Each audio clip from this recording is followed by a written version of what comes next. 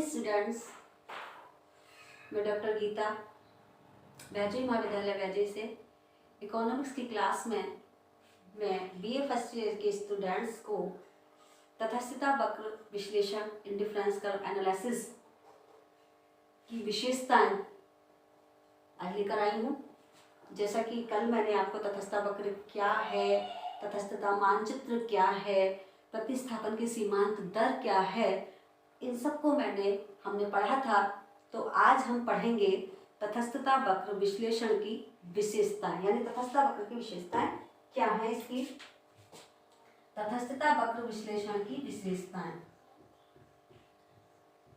तटस्थता वक्र विश्लेषण की विशेषताएं।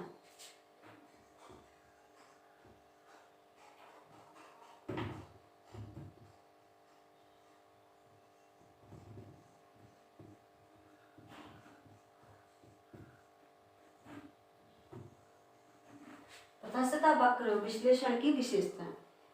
तो स्टूडेंट्स, तटस्थता वक्र कभी भी बाएं से दाएं ऊपर की ओर नहीं चढ़ता है। सबसे पहली विशेषता क्या है? तटस्थता वक्र बाएं से दाएं ऊपर की ओर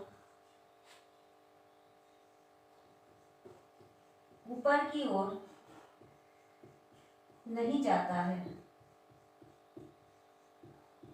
ना स्टूडेंट्स। या अगर हम दूसरी तरह से कहें तो तटस्थता वक्र बाएं से दाएं नीचे को गिरता हुआ होता है, ऊपर को, है ना, बाएं से दाएं ऊपर को उठता हुआ नहीं होता है, बल्कि बाएं से दाएं नीचे को गिरता हुआ होता है। ऐसा क्यों होता है स्टूडेंट्स? क्योंकि मैंने आपको बताया था कि अगर मान लीजिए तटस्थता वक्र क्या होता है, बाएं से दाएं नीचे गिरता हुआ होता है। ओके स्टूडेंट्स, जैसे ये है तटस्थता वक्र, तो ये क्या है, बाएं से दाएं नीचे गिरता हुआ होता है। क्यों? क्योंकि ये बताता है कि जब x वस्तु की एक मात्रा और लेने के लिए, एक्स्ट्रा मात्रा लेने के लिए y वस्तु का त्याग करना पड़ेगा, है ना।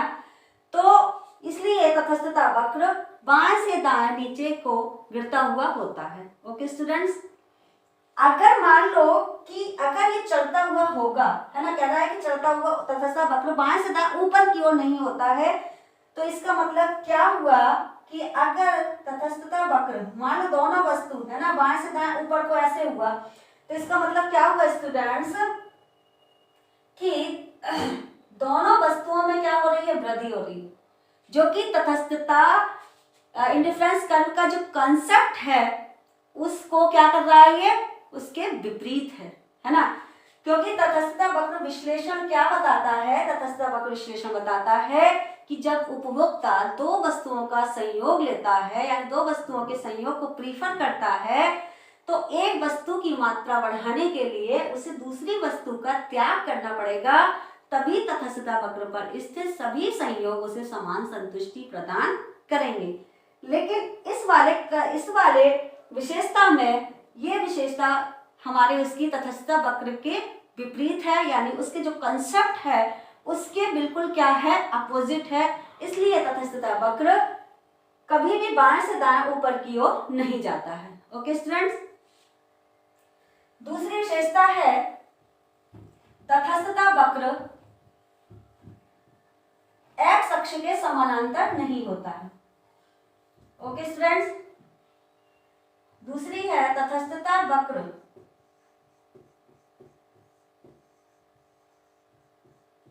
एक्स अक्ष के समानांतर नहीं होता है।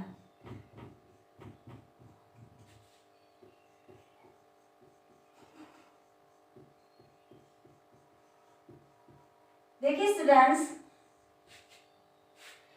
मान लीजिए एक्स अक्ष है, इसके समानांतर नहीं होता है ना। तो इसका मतलब क्या हुआ कि अगर कोई भी उपभोक्ता x वस्तु की मान लीजिए कि 10 मात्रा ले रहा, y वस्तु की 10 मात्रा ले रहा है और x वस्तु की मात्रा को बढ़ाया जा रहा है, तो इसका मतलब है y वस्तु की मात्रा का त्याग नहीं हो रहा है। x वस्तु की मात्रा को लेने के लिए y वस्तु की मात्रा का त्याग करना पड़ेगा। ऐसा तटस्थता वक्र विश्लेषण के कंसेप्ट में है, अवधारणा में है।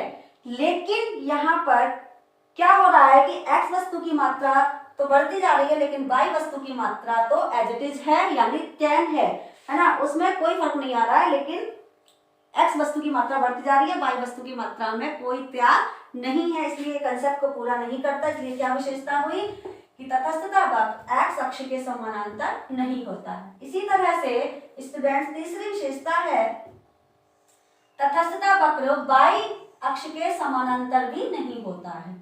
यह हमारा y अक्ष है, इसके समानांतर भी नहीं होता है। क्यों स्टूडेंट? क्योंकि x वस्तु की मात्रा उतनी है और यहाँ पर y वस्तु की मात्रा क्या हो रही है, बढ़ती जा रही है या घटती जा रही है, लेकिन x वस्तु की मात्रा क्या है हमारी, एज इट इज है। तो इसलिए तीसरी विशेषता है कि तटस्थता वक्र ना तो x अक्ष के समानांतर होता है, पैरेलल होता है, और ना ही y वस्तु के पैरेलल होता है, समानांतर होता है। ओके स्टूडेंट्स, तटस्थता वक्र कभी भी क्या नहीं करता, एक दूसरे को काटते नहीं है। चौथी विशेषता है तटस्थता वक्र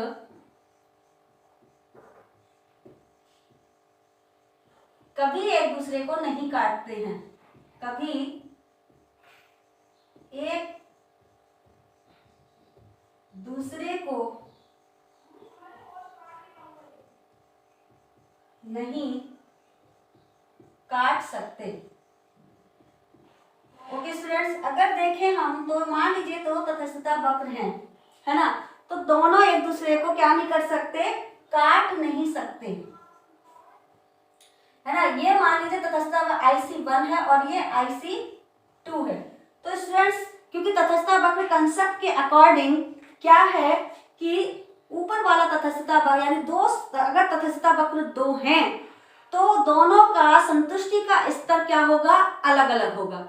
इसका मतलब क्या है कि ऊपर वाला तटस्थता वक्र नीचे वाले तटस्थता वक्र से अधिक संतुष्टि प्रदान करेगा उपभोक्ता को।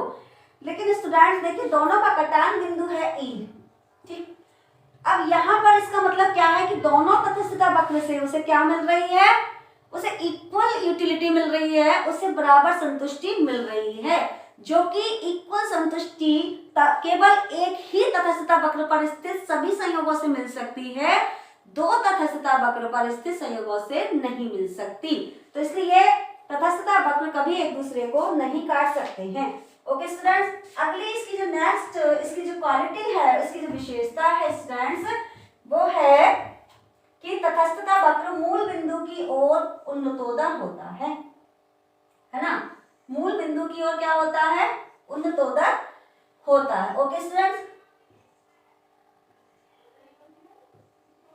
ये x वस्तु है और ये y वस्तु है ना, ये तटस्थता वक्र है। अब ये मूल बिंदु है, इसकी ओर क्या है, उन्नतोदर है ना। उन्नतोदर का मतलब कि जो सीमांत प्रतिस्थापन की दर है वो कैसी होगी, घटती हुई होगी।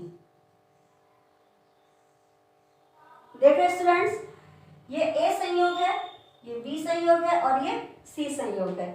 तो यहाँ पर हम देख रहे हैं कि जो सीमांत प्रतिस्थापन की दर है वो क्या है, पहले ज्यादा है फिर कम है। ओके स्टूडेंट, तो इस तरह से इसका मतलब क्या है कि तटस्थता वक्र क्या होता है, मूल बिंदु की ओर उन्नतोदर होता है। किस कारण से होता है, क्योंकि सीमांत प्रतिस्थापन की दर क्या होती है, अगर हम इसको ऐसे बोले तो इसका मतलब है कि सीमांत प्रतिस्थापन की दर जो होती है वो कैसी होती है, घटती हुई होती है। सीमांत प्रतिस्थापन की दर क्या है, घटती हुई है। इसलिए तटस्थता वक्र क्या होता है, तटस्थता वक्र जो होता है वो मूल बिंदु की ओर उन्नतोदर होता है ना। तटस्थता वक्र क्या नहीं हो सकता, कभी भी मूल बिंदु की ओर क्या नहीं हो सकता, उन्नतोदर होता है, और नतोदर नहीं हो सकता, इस तरह से नहीं हो सकता। इसका मतलब क्या है स्टूडेंट्स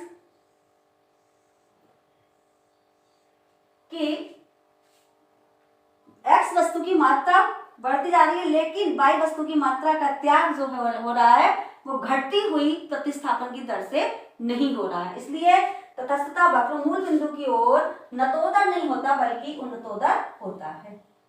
तो ये हो गई आपकी तटस्थता वक्र विश्लेषण की क्वालिटी यानी विशेषताएं।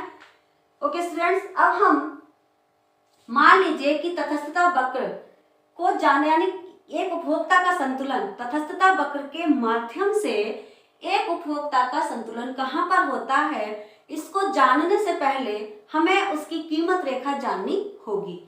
स्टूडेंट्स, कीमत रेखा क्या है ना। सबसे पहले हमें जानना होगा उपभोक्ता का संतुलन। ठीक, उपभोक्ता का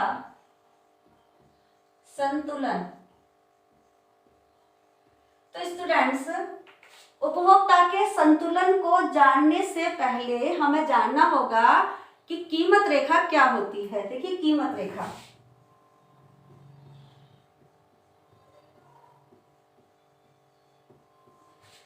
कीमत रेखा का मतलब है, कीमत रेखा उपभोक्ता की आय स्तर को बताती है कि कोई उपभोक्ता दोनों वस्तुओं पर कितना खर्च कर सकता है, यानी उसकी आय क्या है, वो दोनों वस्तुओं पर उसकी आय का कौन सा, उसकी मौद्रिक आय, कितना मौद्रिक आय वो खर्च कर रहा है।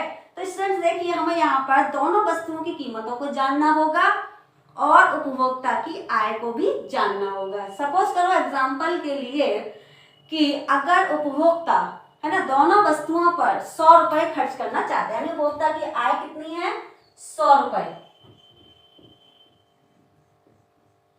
उपभोक्ता की आय है स्टूडेंट्स कितनी, 100 रुपए, है ना।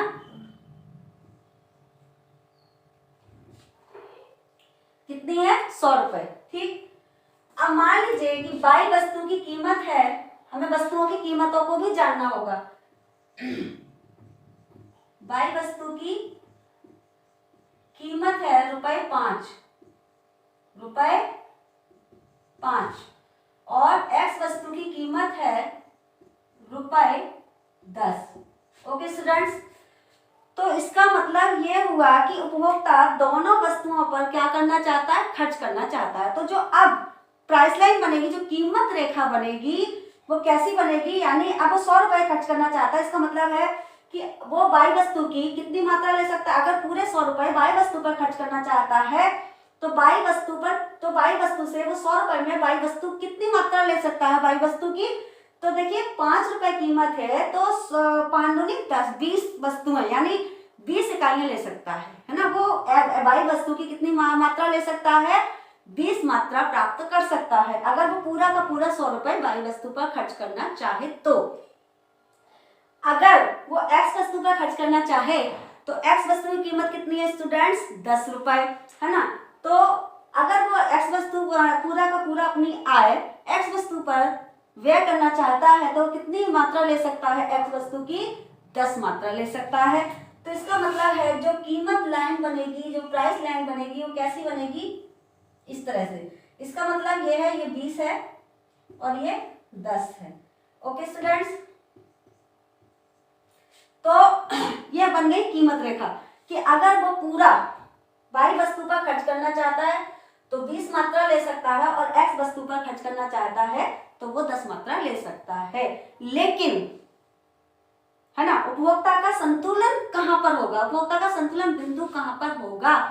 तो इसका मतलब ये है, ये इसको प्राइस लाइन को सैमुअलसन ने उपभोक्ता की संभावना लाइन भी कहा है, यानी कीमत संभावना कीमत भी कहा है। मतलब संभावना का मतलब कि वो ले सकता है ना, इससे वो इतनी वस्तु बाई की और इतनी वस्तु जो है एक्स की प्राप्त कर सकता है। लेकिन यहाँ पर उपभोक्ता का संतुलन कहाँ पर होगा, कैसे होगा, उसके लिए 2 शर्तें हैं। पहली शर्त क्या है स्टूडेंट्स,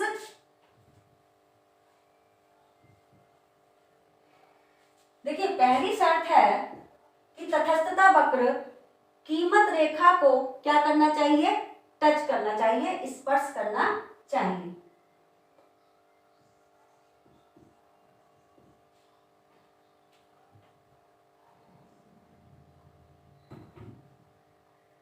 पहली शर्त है तटस्थता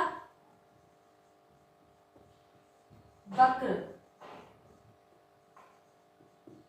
कीमत रेखा को स्पर्श करे।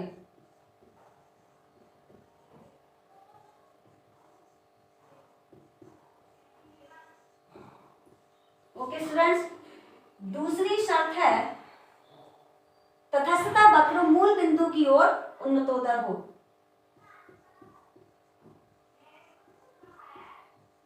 तटस्थता वक्र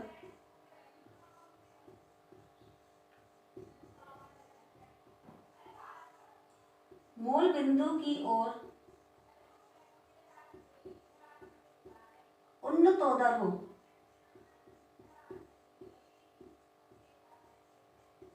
ओके स्टूडेंट्स, अब हम देखेंगे तटस्थता वक्र, है ना, एक मानचित्र है, कई तटस्थता वक्र हैं। ओके स्टूडेंट्स, यह है IC1, IC2, IC3। Okay students, यहाँ एक बिंदु ये है A, B, C और D। अब स्टूडेंट्स देखिए कि पहली शर्त के अकॉर्डिंग तटस्थता वक्र A बिंदु पर भी स्पर्श कर रहा है और C बिंदु पर भी स्पर्श कर रहा है ना। तो पहली शर्त तो यहाँ पूरी होती है कि तटस्थता वक्र इस A बिंदु पर भी क्या कर रहा है, स्पर्श कर रहा है और C बिंदु पर भी स्पर्श कर रहा है, लेकिन वो दूसरी शर्त को स्पर्श नहीं कर रहा है। लेकिन यहाँ ये ना तो A बिंदु जो है वो उपभोक्ता के संतुलन का बिंदु होगा और ना ही बिंदु C होगा। क्यों? क्योंकि ये स्पर्श तो कर रहे हैं लेकिन मूल बिंदु की ओर उन्नतोदर नहीं है। ओके स्टूडेंट्स, तो हम देख रहे हैं कि तटस्थता वक्र, दूसरी बात कि B बिंदु जो है वो क्या हो रहा है, तटस्थता वक्र को स्पर्श भी कर रहा है और मूल बिंदु की ओर उन्नतोदर भी है ना। तो कोई भी उपभोक्ता का जो संतुलन होगा वो किस बिंदु पर होगा, B बिंदु पर होगा। क्यों? क्योंकि ये दोनों शर्तों को पूरा कर रहा है, तटस्थता वक्र को स्पर्श भी कर रहा है यानी कीमत रेखा को छू भी रहा है और मूल बिंदु की ओर उन्नतोदर भी है ना स्टूडेंट। अब बात रही कि क्या वो D बिंदु ले सकता है यानी इस संयोग को भी ले सकता है, तो स्टूडेंट इस संयोग को वो नहीं ले सकता। क्यों? क्योंकि ये संयोग जो है वो कीमत रेखा को स्पर्श नहीं कर रहा है। इस संयोग के लिए जब उसकी आय बढ़ जाएगी, नई कीमत रेखा उसको स्पर्श करेगी, यानी कीमत रेखा कब बढ़ जाएगी, इसके समानांतर कीमत रेखा भी कब बढ़ जाती है, आय प्रभाव के कारण। जब किसी उपभोक्ता की आय बढ़ जाए यानी वो पहले से अधिक खर्च करना चाहे दोनों वस्तुओं पर, तो एक नई कीमत रेखा बनेगी और जब नई कीमत रेखा इसको स्पर्श करेगी तभी वो इस बिंदु को यानी इस D संयोग को प्राप्त कर सकता है। लेकिन वो जब उसकी उपभोक्ता की आय केवल कम है तो वो केवल B बिंदु को ही क्या कर सकता है, प्राप्त कर सकता है और यहीं पर वो अधिकतम संतुष्टि का स्तर होगा। B बिंदु उपभोक्ता के अधिकतम संतुष्टि का स्तर होगा क्योंकि ये दोनों शर्तों को पूरा कर रहा है। उपभोक्ता के संतुलन की जो दो शर्तें हैं वो दोनों शर्तों को पूरा कर रहा है। तटस्थता वक्र कीमत रेखा को स्पर्श भी कर रहा है और तटस्थता वक्र मूल बिंदु की ओर उन्नतोदर भी है। बाकी हम देखें संयोग A संयोग और C संयोग, तटस्थता वक्र आधी यानी केवल एक शर्त को पूरा कर रहे हैं, दूसरी शर्त को पूरा नहीं कर रहे हैं। दूसरी बात ये क्या है, ये स्पर्श तो कर रहे हैं लेकिन तटस्थता वक्र यानी IC1 पर स्थित हैं और B जो हमारा बिंदु है वो IC2 पर स्थित है। तो इसका मतलब हम जो पहले ही इसके कंसेप्ट में जान चुके हैं, तटस्थता वक्र के मानचित्र के अकॉर्डिंग नीचे वाले तटस्थता वक्र जो होता है वो ऊपर वाले तटस्थता वक्र से कम संतुष्टि देता है या ऊपर वाला तटस्थता वक्र नीचे वाले तटस्थता वक्र से अधिक संतुष्टि देता है। तो इसका मतलब ये है कि वो ना तो A बिंदु का चयन करेगा ना C बिंदु का चयन करेगा, वो कौन से का चयन करेगा, B बिंदु का चयन करके अधिकतम संतुष्टि को प्राप्त करेगा। ओके स्टूडेंट्स, तो ये रहा तटस्थता वक्र के माध्यम से उपभोक्ता का संतुलन। ओके स्टूडेंट्स, आज की कक्षा यहीं पर समाप्त होती है। अगले कक्षा में हम देखेंगे कि तटस्थता वक्र पर आय का क्या प्रभाव पड़ता है, कीमत का क्या प्रभाव पड़ता है, प्रतिस्थापन का क्या प्रभाव पड़ता है, ये हम अगली वीडियो में देखेंगे। उसके तब तक के लिए थैंक्स।